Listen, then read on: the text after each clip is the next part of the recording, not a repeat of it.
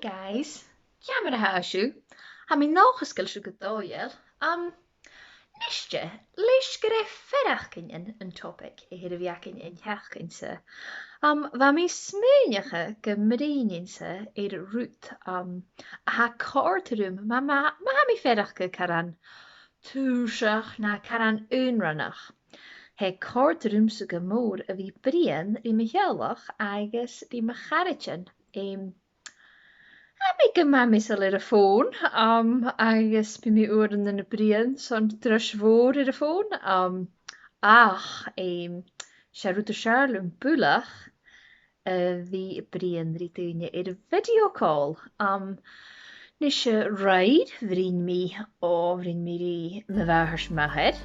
Frin mi hins mam na fatol acyn, agus Hís dad scialach even naga mar a padúil agus húgaigh tips san a garag. Agus bhrín mírí nápanan, gaisan, alias Cloudy. Agus bhír go níis ach go seo gara gain. Os bheith chosnócha san eicin.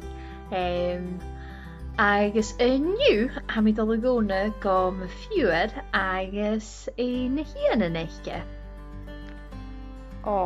Sinna go caran as a bhíain? Gavat eis lollies agus va faramataram. Gavat French toast. Jou le ma go bird house eiche a rinne son tudas rahar sei. Rinnead be an opper dachi. Agus dheach sin chafór a chula filter a dheimid ar Facebook Messenger agus fanú afas a chíbin is hard sin dain. Agus chunig mi na nápan na nachcha, pici agus fern. Bil usid jen video call sa bí at sa hasinig an thai, ma ha na chíisiú go ma dhéin. Heng háni tart tócail gása bhí fechcin úpan gúine agus bhí brian rua. Mar siún fiach go mi síise fríhalag na Google Meets ag bhcóprach eile sa scolári ha físam go le carta rua go mór a bhí gur fechcin. Agus go djera háta dúmsa a bhí brian dim healach aniu.